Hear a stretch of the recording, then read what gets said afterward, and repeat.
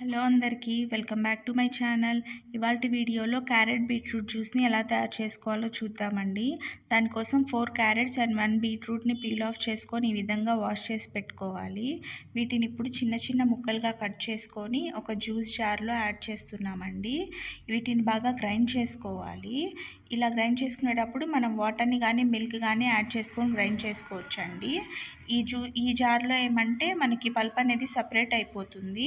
ఇలా కాకుండా normal mixie జార్లో కూడా మనం గ్రైండ్ చేసుకోవచ్చండి. ఇప్పుడు మన జ్యూస్కి సరిపడా టేస్ట్ కోసం బెల్లం తురుముని మనం యాడ్ చేసుకుంటున్నాము. ఇప్పుడు మళ్ళీ బాగా గ్రైండ్ చేసుకోవాలండి.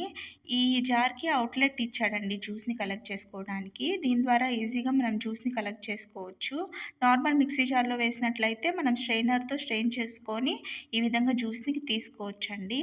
అంతే friends, healthy carrot beetroot juice ready. నా ఛానల్ని సబ్స్క్రైబ్ చేసుకోండి.